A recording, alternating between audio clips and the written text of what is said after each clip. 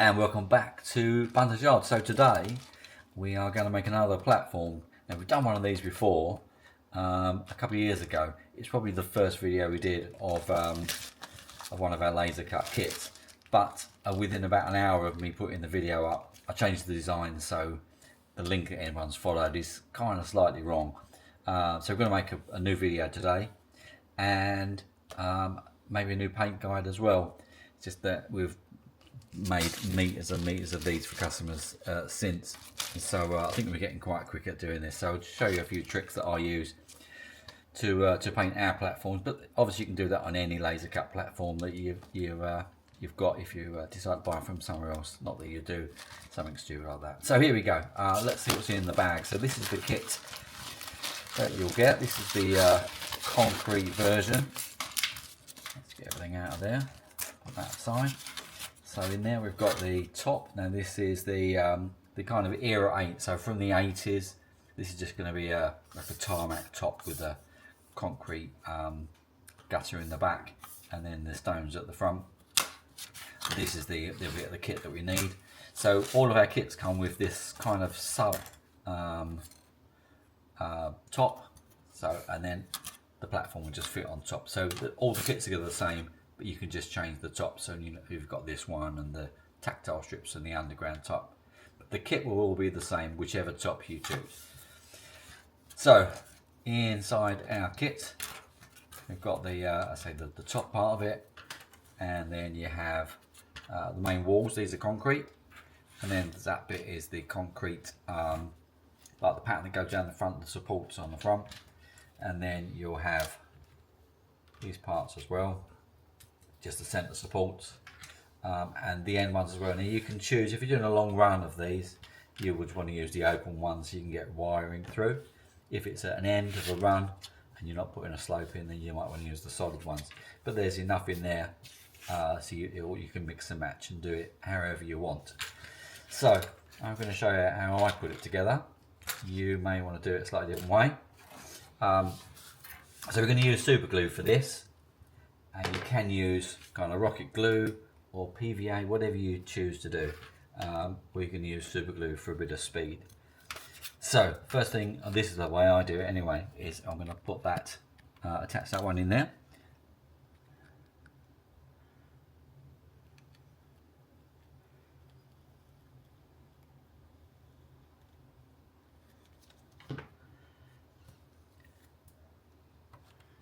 And it will click into place. Now on the original kit we didn't have these little keyways here. The top sat on, you had to square it up. It was a bit of a nightmare.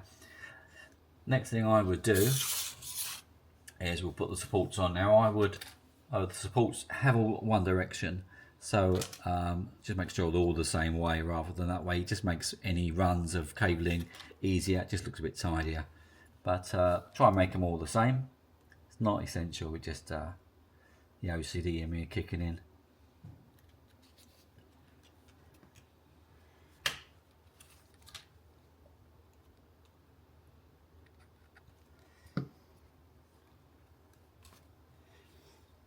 Now I've not glued these to the bottom. It just allows me a bit of movement until we get this into place.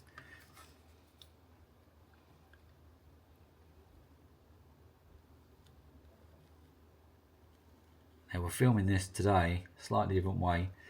We're shooting it on a Osmo Pocket 3, and obviously that's being held by somebody that isn't me, and that's from our able-bodied cameraman Rob. Say hello, Rob. Hello people. There we go. This is his trial run. So you may not hear from him ever again. We'll see how it goes. So once that's in, maybe we'll just use a bit of activator. So if you've never used this before, it just makes it go off really, really quick. You kind of should spray it before you put your surfaces together, but if you give it a quick shush with that, that will set really quick. Just make sure they're in the right place before you do that. And then with the end pieces, we're going to do open ones at both ends.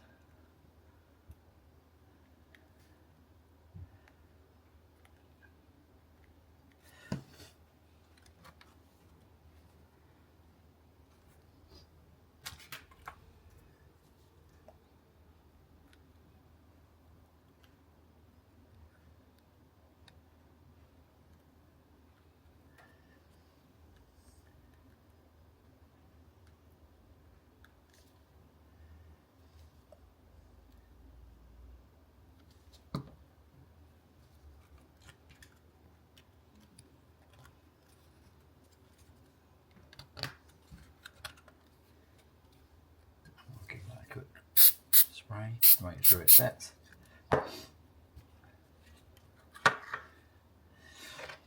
And then the final piece is the strip at the front. Now if you choose the brick version, it'll be exactly the same, you just have a brick pattern etched into it, and that's kind of going to fit there, and that just gives the illusion of the concrete piers, or if it's in brick, it'll be brick piers. So we're just going to glue that into place there. There's no back or front, they're exactly the same both sides.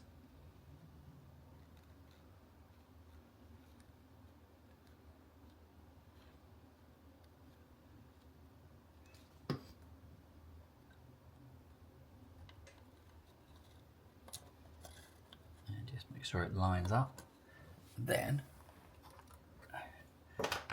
just to make sure it doesn't slide along while you're doing that and it doesn't curl up, just a couple of clips, give that a few minutes and that'll be set.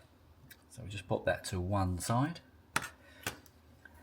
Now for the top, I would personally, I paint this after, I paint it before we attach it to the base. It just makes it much easier, saves lots of masking and stuff like that. So we'll paint these separately. So I'm going to go off, paint this with just an aerosol primer grey, and also that piece as well once that's dry, aerosol grey, and I'll be back in a second.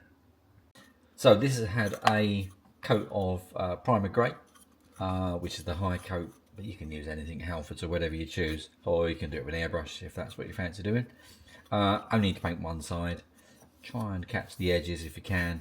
They become a bit porous once they're laser cut, and that will soak all the paint up when you start to put colours on. So to start with, we're just going to paint these edge pavers. You can leave them grey. Sometimes they're grey, a lot of times they're kind of buff colour.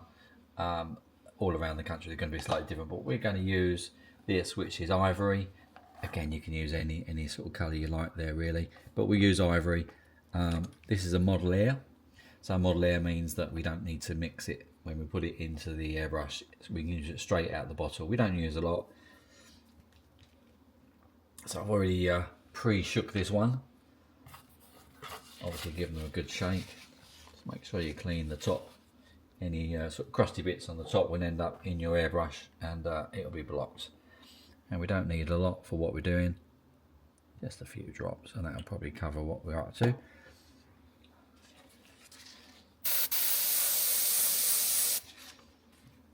And then we're just going to paint along this strip. We don't need to mask it, as we're going to paint over it a little bit later on. And we haven't got to do it too precise. We can leave it a little bit sort of blotchy, because they're never going to be uniform, these anyway. You'll see as we go along the paves, you know, there's going to be slightly different shades from one to another. We'll change that as well in a minute. And that's all we need to do. We're going to leave that to dry, and then we'll carry on with the next part. So while we're waiting for that to dry, we'll crack on with painting this. Again, you can leave this in grey, or you can paint it in a sand colour, concrete, or whatever you choose, whatever suits the heavy modelling. Now this is a single-sided. We don't need to paint the back or the sides. We're just going to concentrate on the front part there, and we're going to use a colour which is called cement grey from Vallejo. It's a model air. It's kind of greeny grey. It's kind of an odd colour. It looks a bit green when you spray it on, but it dries quite nicely. And we've used this for lots of what we've done so far. And again, we don't need full coverage. Doesn't matter if it's a little bit blotchy, a little bit, because there's going to be variations. And if you're going to weather over this, it's going to hide a whole lot of stuff. And I would just paint just a little tiny bit on the edges there, just so that when you put them together, it doesn't show any sort of other colours apart from the cement grey. And we'll just leave that to dry as well. So back to our platform. Now what we need to do is to paint the tarmac area in this bit at the top. We need to mask this off. And I use this this orange tape. This comes from Amazon. It's quite inexpensive, and it's not the stickiest of tape, which is good because it doesn't pull the paint off. We're just going to mask along that line to start with. Now don't push it down too hard. The harder you push it down, the more chance it is it's going to stick to your paint. So we're just going to tack it on there really gently. Now with an airbrush, when I paint this in, we're going to use this colour here, which is Panzer Dark Grey, which is kind of my sort of go-to tarmac colour. If it's a brand new build, then you might want to use black. But we're going to use Panzer Grey for now. So I always paint from behind the masking tape. If you paint on that side, you run a risk of the pressure of your paint going underneath the tape. So so I always do it from that side, and I'll try and get the line in first. My theory is that bit will start to dry, and so if I do paint it that direction by mistake, it will have less chance of going underneath. So we're just going to cover all of this.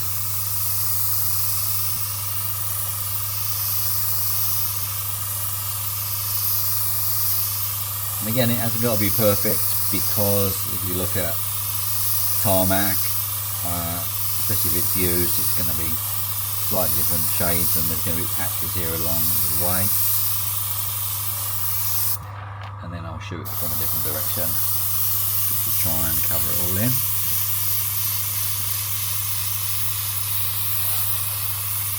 When it's wet, it's sometimes difficult to see any bits you've missed. Sometimes a wet piece will be a different colour to the rest, and it looks like you've missed it, where in fact once it dries it'll be pretty uniform. So that's fine. We're going to leave that there, clean the airbrush off, and come back to the next bit, which is the fun bit.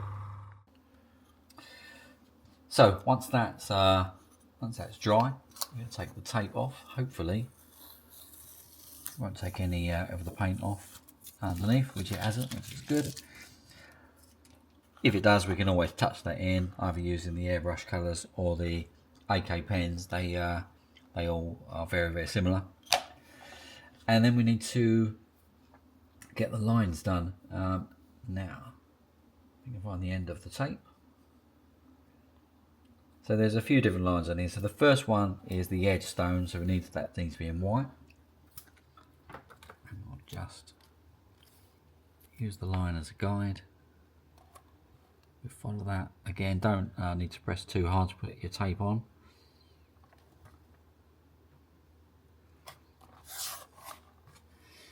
And then on this one, we're going to add a yellow line in as well.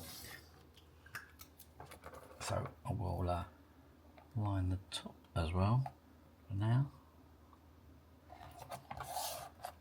There's not a yellow line etched on this, but some of these do have the yellow lines on now. And then we'll just make a line about there. I think that'll do. And then at the top, we've got the gutter. Now you can have these with or without the gutter. It's your choice. And we're just going to quickly mask along there. And we can do this all in one go then. Oop, try again.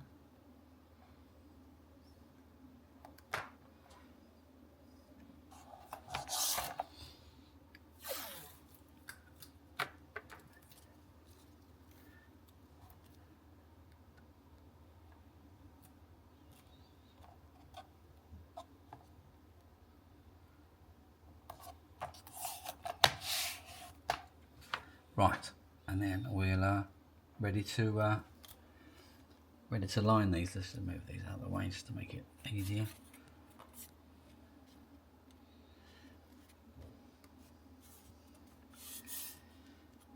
So now I find, and I used to do these with an airbrush, so you'd have to mask the whole lot off, and then you would paint your white in and yellow, and then whatever colour you have your gutter, which you're going to use the sand colour, the same as the paving. But I find it's much easier to use paint pens now, if I can find them. Where put them? Where put the pens? Oh, they're there. Sorry, my assistants moved them. We have them now. So for the white, we're going to use a Sharpie pen. These are Sharpie sort of acrylic paint pens. You can use the AK Interactive ones as well. They do a white, but this is a nice chunky, good coverage. So we're going to do that first. It's literally, I'm just going to run it along the edge when that's done, and then on the other side, on the edge of it. And that's done. If you want a pristine look, you may want to wait for it to dry and then go over it again. Now for this stripe here, which is going to be yellow, really doesn't cover too well on the dark colour. So I'm going to go with the white base, and we're just going to colour it in with the white to start with.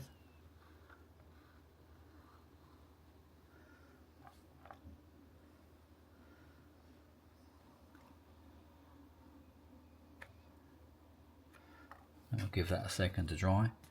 And then at the top we're going to use again the AK Interactive, whatever this is, ivory, so that matches the stones at the front. We'll do this in white as well to start with, just to make it pop out a little bit.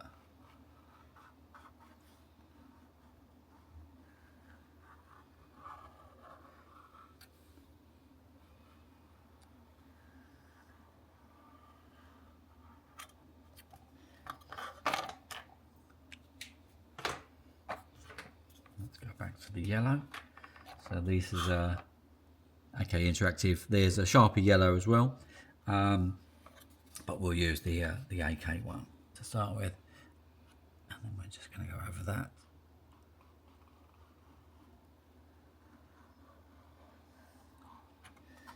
That's that one. And then for the gutter, here's the ivory.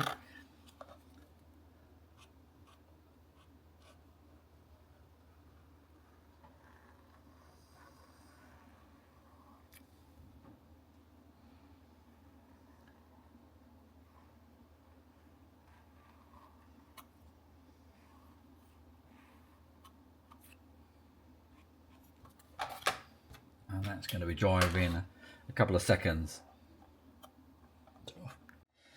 And then, once that's dry, it just takes literally a couple of seconds to dry. We can take the tape off.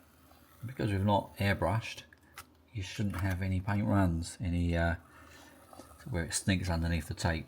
A nice clean line. And let's try the bottom one as well. Let's see if we fill both the lines together. Lovely.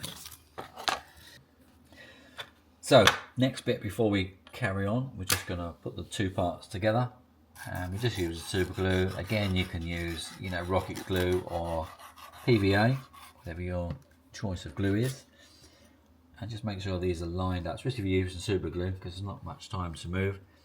The top is cut about 0.5 millimeter bigger lengthways than the base, just to accommodate for any sort of errors when you put it together. Put a bit of weight on there. We'll give that a few minutes to dry, and then we'll go on to add in some of the sort of slight weathering that we're going to add to this one. So to just make a bit of variation on these end stones, you don't need to do this. This is just my my preference, because they're normally not all the same shade. We've got a bit of variation with the mottling in, but we're just going to pick a few out and make them a slightly different shade to the rest to make it a bit more obvious. So for this, we should mix a couple of colours together. We're going to use a colour called Smoke, which is a model colour from Vallejo. We only need a tiny amount of this. We're going to thin it down in a moment. We don't need a lot in there at all. And we'll use another colour, again, just to add a variation. And this one is another concrete colour, but it's a darker brown. And again, oh, that's a bit crusty. We only need a little bit in there. And then we're going to mix it with thinner. You can mix it with water, but thinner is better because it will dry a lot quicker. And it's going to be really thin.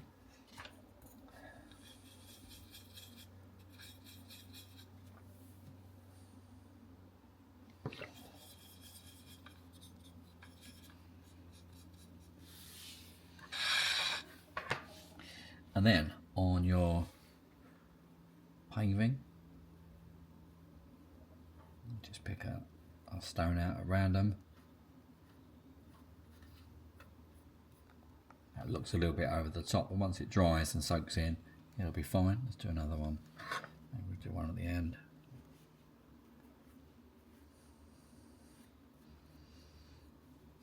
And then a different colour, perhaps. A couple more. Let's try 2 in the middle. So it's really, really quite subtle. Once it dries, and from distance, you'll see it. It really does make a bit of a difference.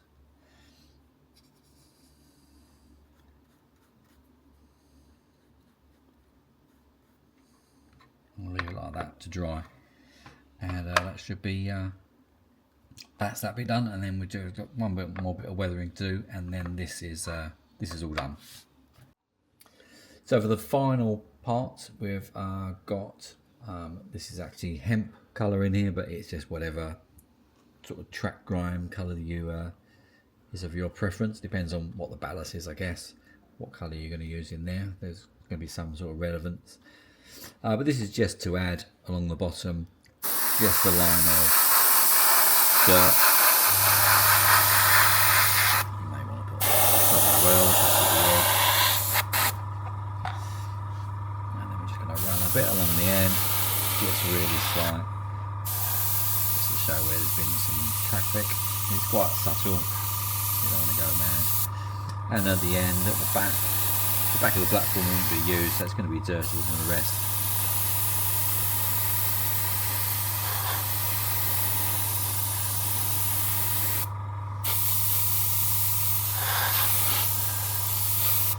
And that's it. When you're painting this, try and avoid the edge, because if you're going to butt another one next to it, you end up with the sharp line of your weathering there, and the next bit may not match. If you're going to do it that way, best to assemble them all on the layout first, and then do the final part of weathering, just to marry everything together. But apart from that, this one is done. So what we're going to do, in the description down below, we'll put a link to these platforms on the website, plus all the colours we've used, that you can find them on Amazon. And if you want a copy of what we've done, you can click the link and you can place your order. So that's it. So until the next video, hopefully we won't leave it 2 years this time. There should be one, like trains and replacement buses, they'll be along very shortly. And we'll speak to you next time at Bunters Yard. Thanks for your time.